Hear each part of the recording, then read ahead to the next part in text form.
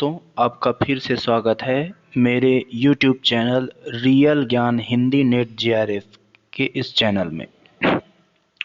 दोस्तों, मैंने अक्सर देखा है कि जो MA हिंदी साहित्य के विद्यार्थी हैं, उनका विषय भाषा विज्ञान होता है।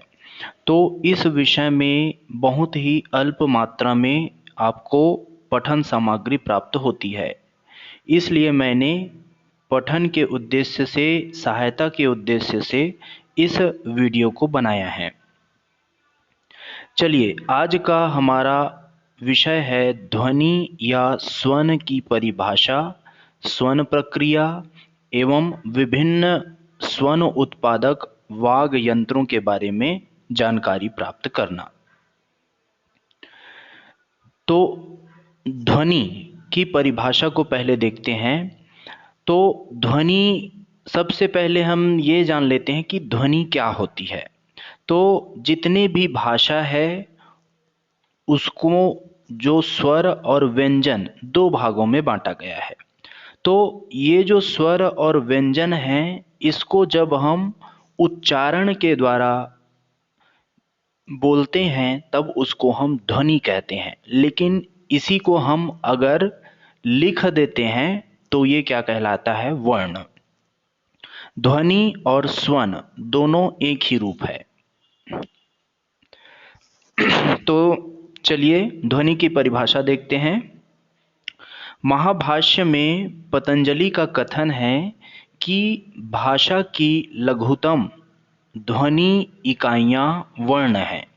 यह वर्ण स्वयं में सार्थक नहीं होते, परंतु मिलकर अर्थवान शब्दों का निर्माण करते हैं। तो पतंजलि ने कहा है महाभाष्य में कि जो ध्वनियां होती है, भाषा की लघुतम इकाई होती है, सबसे छोटी इकाई होती है, और ये जो ध्वनि इकाई है वही वर्ण है। और ये जो वर्ण है स्वयं में सार्थक नहीं होते। जैसे आपने देखा होगा कि क, ख, ग, घ ये स्वयं में विलगित अवस्था में सार्थक नहीं है, लेकिन ये मिलकर अर्थवान शब्दों का निर्माण करते हैं। जैसे क और ब दोनों को मैं मिला दूं तो बन जाएगा कब। तो कब से हमें अर्थवान शब्द मिल जाएगा। उदाहरण के लिए जैसे क है, इसका उच्चारण निरर्थक है, परंतु इसके साथ अगर मैं औ की मात्रा और ध्वनियों के मिल जाने से और वाह ध्वनि को मिला दूं तो क्या बन जाएगा? कौवा। क में औ की मात्रा और वाह, तो ये क्या हो जाएगा? कौवा। तो इस प्रकार से सार्थक शब्द बन जाता है। इस प्रकार हम ध्वनि की विशेषताओं को निम्न प्रकार से व्यक्त कर सकते हैं। इसका निष्कर्ष है, पहला, भाषा विज्ञान में भाषा से संबद्ध मानवीय वाणी ही ध्वनि है। तो ध्वनि किसको कहा गया है? भाषा विज्ञान के अंतर्गत भाषा से संबद्ध ऐसी वाणी जो भाषा से संबद्ध हो और भाषा की लघुतम इकाई हो, वह ही ध्वनि है। दूसरा, ध्वनि इकाइयां शब्दों का निर्माण करती है। जैसा कि हमने अभी देखा कि ध्वनि इकाइयों से शब्दों का निर्माण होता है। तीसरा, ध्वनि इकाइयां या वर्ण अपने आप में सार्थक नहीं होती, परंतु सार्थक शब्दों की निर्मिति में सहायक है। चौथा है, मनुष्य ध्वनि इकाइयों में नहीं सोचता, उसके चिंतन का आधार सार्थक शब्द ही होते हैं। पांचवा, शब्दों में ध्वनि इकाइयों की व्यवस्था रहती है। शब्दों की अभिव्यक्ति के लिए स्वर यंत्र उनमें व्यवस्थित ध्वनि इकाइयों को क्रमशः उच्चारण करता है। तो स्वर यंत्र अर्थात हमारा जो मुख स्वरों का उच्चारण करता है, स्वन का उच्चारण करता है। तो अगर हम शब्द का उच्चारण कर रहे हैं, तो कब का उच्चारण कर रहा हूं जैसे मैं, तो क पहले आएगा, उसमें अ मिला है, स्वर मिला है। उसके बाद ब आएगा, फिर ब में अ की मात्रा मिली है, स्वर मिला है। तो इस तरह से हम व्यवस्थित रूप से उच्चारण करते हैं। तो इसी प्रकार से उच्चारण किया जाता है। शब्दों में ध्वनियों का जो क्रम निश्चित है, उसे बदलने पर उन शब्दों की सार्थकता को व्याघात पहुंचता है। जैसे मैंने कहा कि कब, तो क और ब को मैं बदल दूं तो क्या हो जाएगा, ब और क, बक हो जाएगा। तो इसमें क्या हुआ, इसकी जो सार्थकता है, उसका जो अर्थ है, वो क्या हो जाएगा, अलग हो जाएगा, उसके समान नहीं रहेगा जैसे पहले था। भले ही ध्वनियाँ स्वयं निरर्थक हो, अतः अर्थ में शब्दों को स्थूल अभिव्यक्ति देने वाली मानवीय वाणी ध्वनि है। अर्थात मनुष्य स्फोट की अभिव्यक्ति नाद में करता है और यह नाद ही ध्वनि है। तो इस तरह से बताया जा रहा है कि ध्वनि ही क्या है, नाद है। ध्वनि विज्ञान के वैज्ञानिक आधार। ध्वनि विज्ञान का मूलभूत अंग ध्वनि शिक्षा है। उसमें वैज्ञानिक दृष्टि से वाणी का अध्ययन किया जाता है। वर्णों की उत्पत्ति कैसे होती है, वर्ण का सच्चा स्वरूप क्या है, भाषण, धनी ध्वनि, मात्र, अन्य अनवांतर श्रुति, ऐसे ही अनेक प्रश्नों का परीक्षा द्वारा विचार किया जाता है। अतः इन रहस्यों का भेदन ही, इन सूक्ष्म ज्ञान की प्राप्ति ही, इनका सूक्ष्म ज्ञान ही सबसे बड़ा प्रयोजन होता है। ध्वनि की उत्पत्ति की प्रक्रिया को देख लेते हैं कि ध्वनि का उत्पादन कैसे होता है, उत्पन्न कैसे होता है। तो ध्वनि की उत्पत्ति दो चरणों में विभक्त करके देख सकते हैं। प्रथम चरण को प्रेरणात्मक प्रक्रिया बोलते हैं और द्वितीय चरण को गतिशील प्रक्रिया। तो ध्वनि उत्पत्ति के प्रथम चरण में, प्रेरणात्मक प्रक्रिया में, ध्वनि उत्पादन की प्रक्रिया में सर्वप्रथम प्राणी चेतना या बुद्धि का सहारा लेकर किसी वस्तु, व्यक्ति या भाव के संदर्भ में इच्छानुसार अभिव्यक्ति के लिए मन को प्रेरित करता है। अर्थात कहने का अर्थ यह है कि पहले वह अपनी बुद्धि का सहारा लेकर सोचता है जो उसको बोलना है। तो आत्मा बुद्धि के साथ संयुक्त होकर अपने अभिष्ट भाव की अभिव्यक्ति के लिए मन को प्रेरित करता है। मन शारीरिक शक्ति को प्रेरित करता है तथा शारीरिक शक्ति से फेफड़े की वायु प्रेरणा प्राप्त कर गतिशील होती है। इस प्रकार ध्वनि या भाषा उद्भव का आधार चेतना है। चेतना के द्वारा बुद्धि सहयोग पर ही ध्वनि उत्पादन प्रक्रिया संभव है। बुद्धि के अभाव में प्रक्रिया संभव नहीं है। ध्वनि उत्पादन के समय भाषाई चेतना, बुद्धि और मन जितना सुंदर समन्वय होगा, ध्वनि उतनी ही उत्तम और अनुकूल होगी। तो ध्वनि उत्पादन का प्रथम चरण में हम देखते हैं कि ध्वनि उत्पादन में सर्वप्रथम हमारा चेतना बुद्धि का सहारा लेकर हम सोचते हैं और मन गतिशील शक्ति को प्रेरित करता है, शारीरिक शक्ति को प्रेरित करता है और शारीरिक शक्ति द्वारा ही हम गतिशील प्रक्रिया को अपनाते हैं। दूसरा चरण है गतिशील प्रक्रिया। ध्वनि उत्पादन के द्वितीय चरण में वायु की भूमिका सर्वाधिक महत्वपूर्ण है। वायु के माध्यम से बजने वाले वाद्य यंत्र जैसे हारमोनियम हो गए, आर्गन पाइप, है ना, आदि की भांति ही मनुष्य वायु के सहारे ध्वनित करता है। अर्थात मनुष्य श्वसन प्रक्रिया में दो भिन्न भिन्न प्रवृत्तियों की वायु आपस में एक दूसरे की विपरीत दिशा कमी होती है। कहने का अर्थ यह है कि जब मनुष्य श्वसन करता है तो वह वायु को अपने फेफड़े के अंदर लेता है।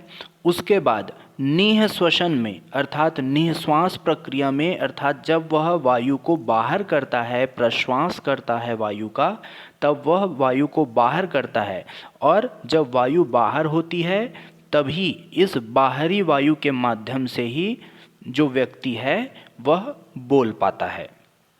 तो इस तरह से जो वायु फेफड़े में स्थित अनुपयोगी दूषण को लेकर फेफड़े से लेकर वापस होकर मुख्य नाक के माध्यम से बाहर आती है, शोषण की इस प्रक्रिया में फेफड़े और गतिशील वायु संबंधी प्रक्रिया को श्वास प्रश्वास या निश्वास नीह श्वास कहते हैं।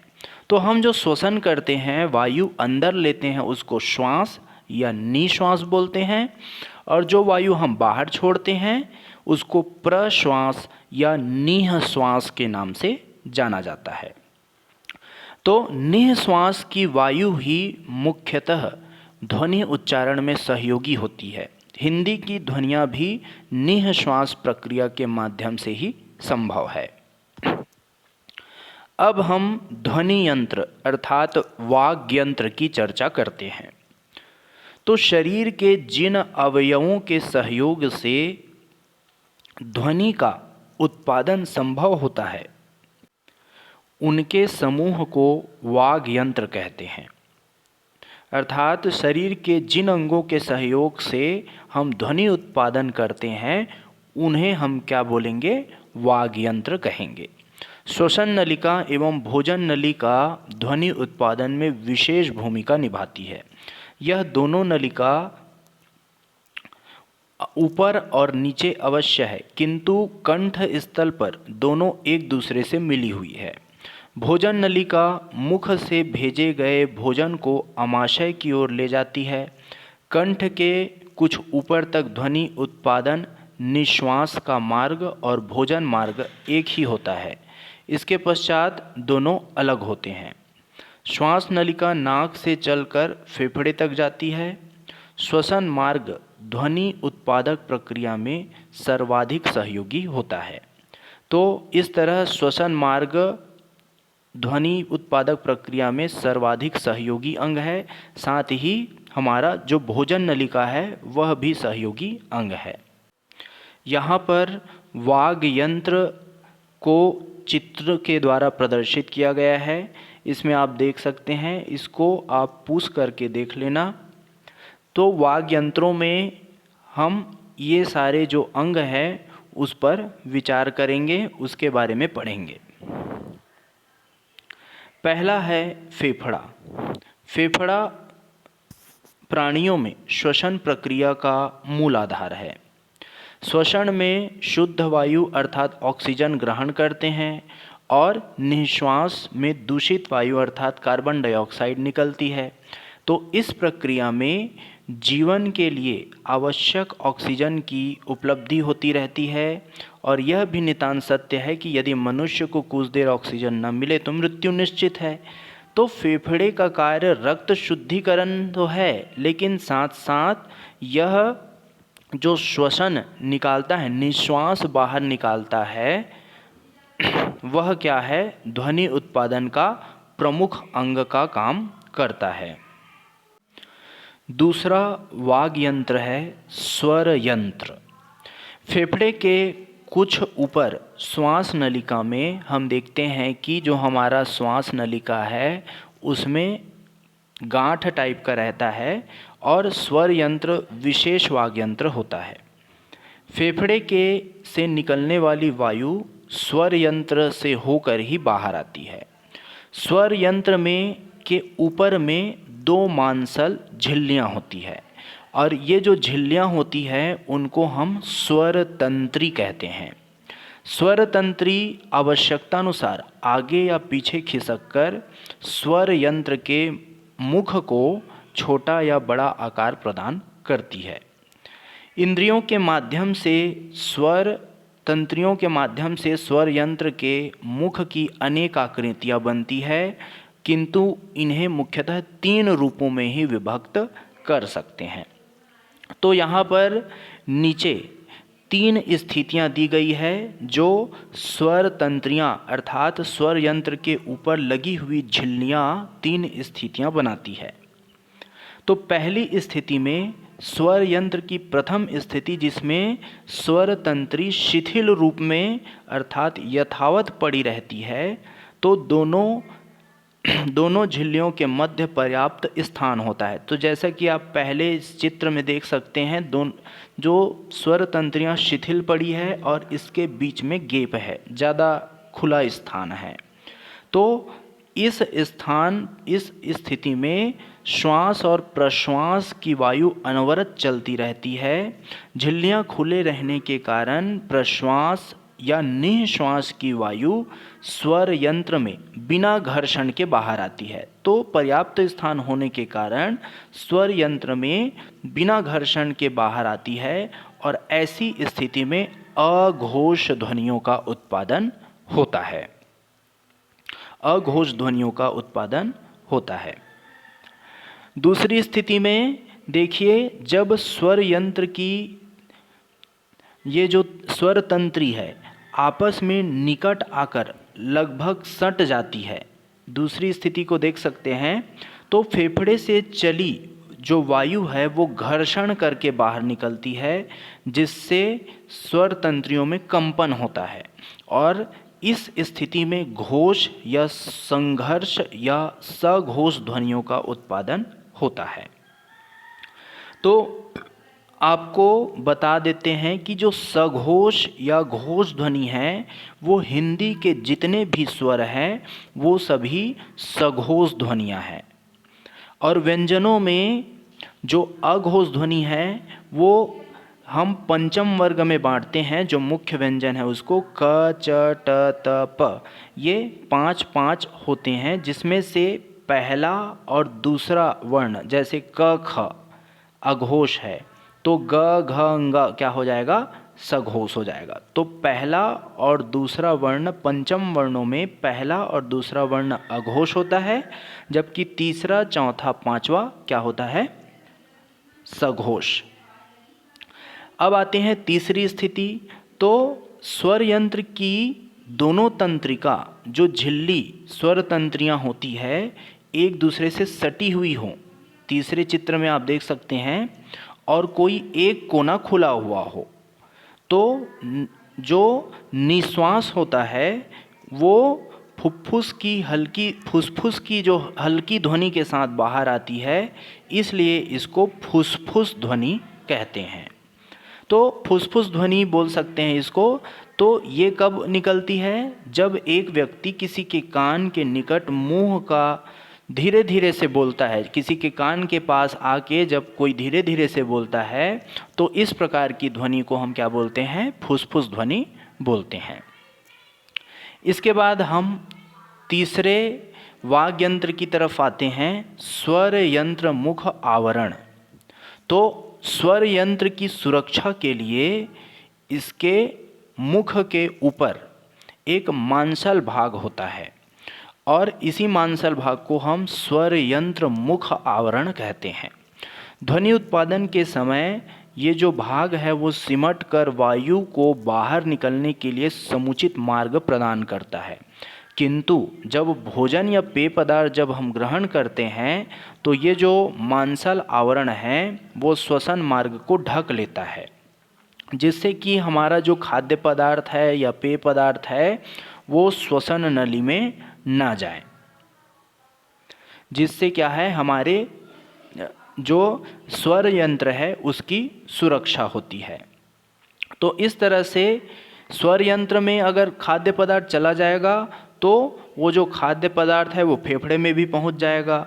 और यह तो वैज्ञानिक सत्य है कि इस प्रकार अगर फेफड़े में खाना पहुंच गया तो जीवन संकट में पड़ सकता है।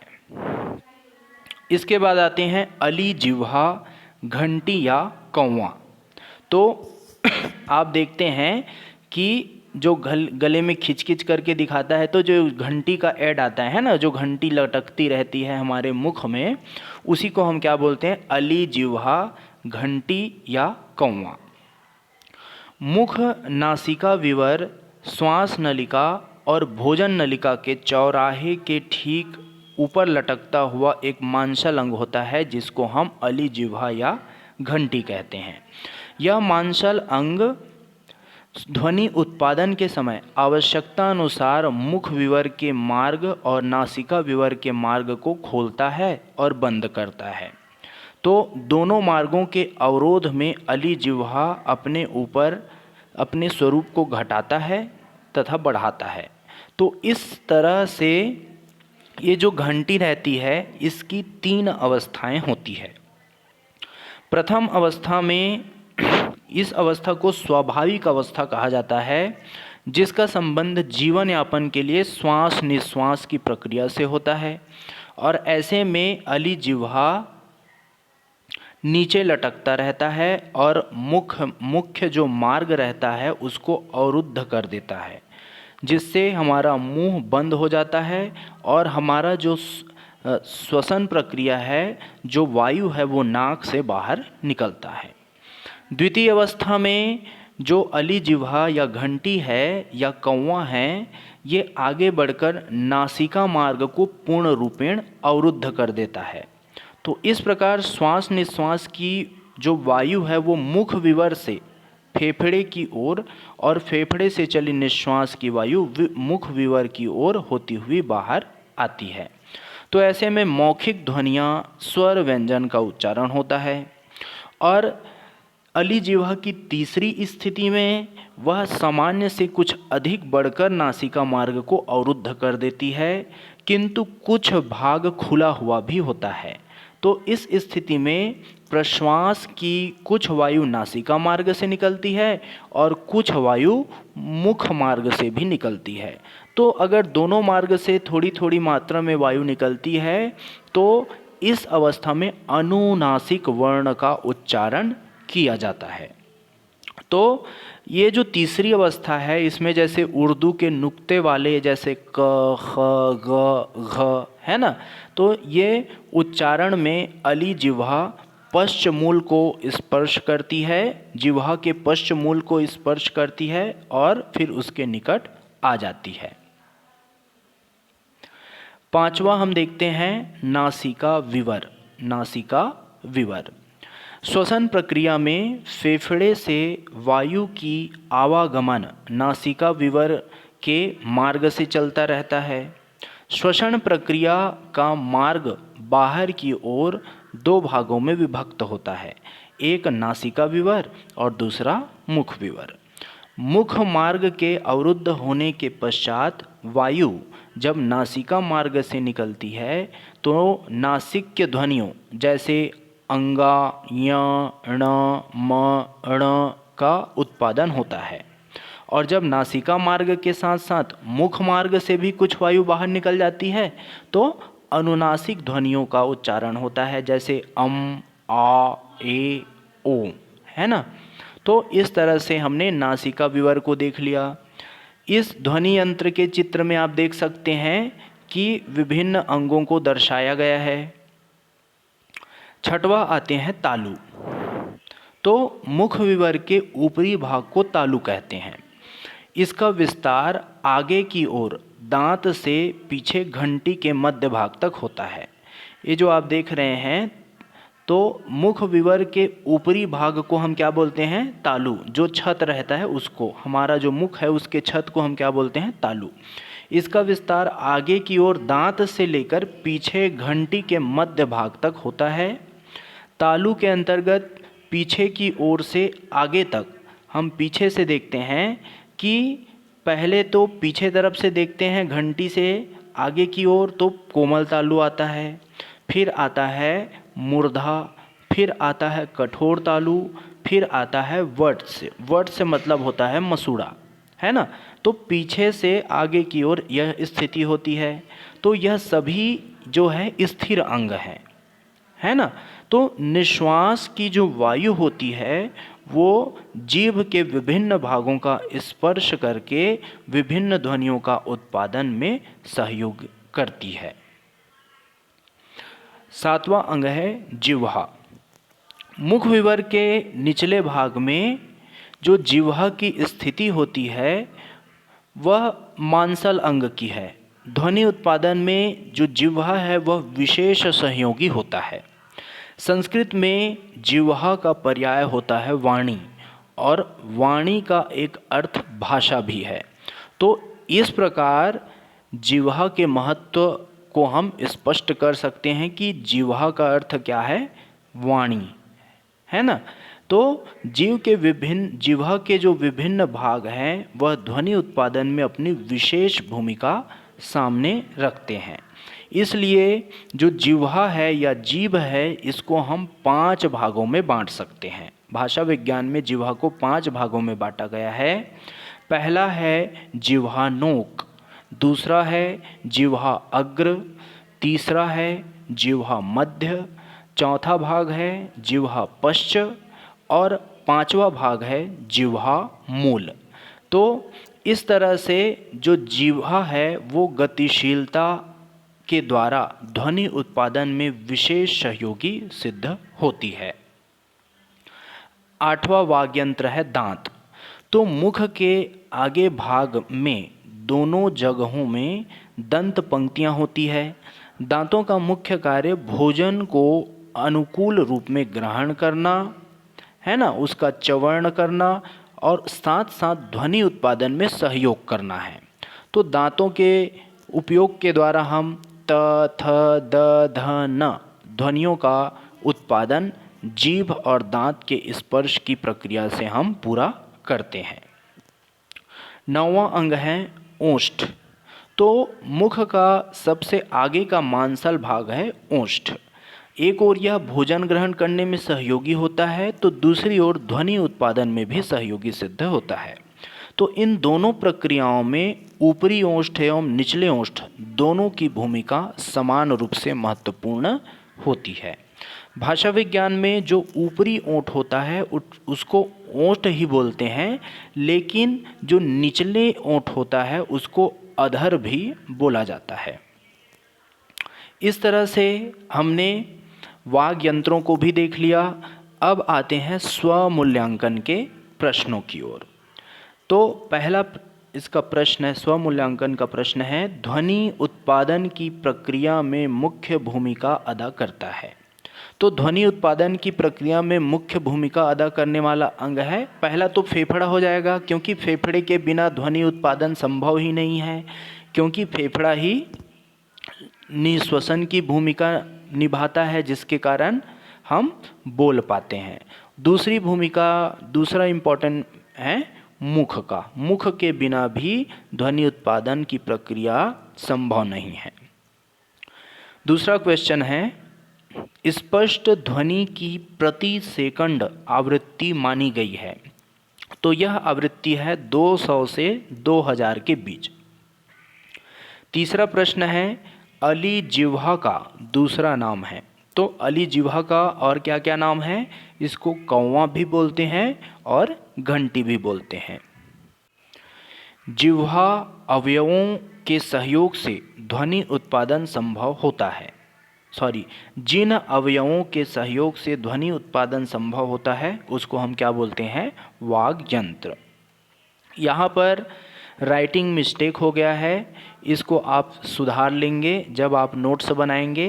तो इस तरह से मैंने आपको समझाने का प्रयास किया है इस ध्वनि या स्वन की परिभाषा, प्रक्रिया एवं वाग् यंत्र के वर्णन के इस वीडियो में।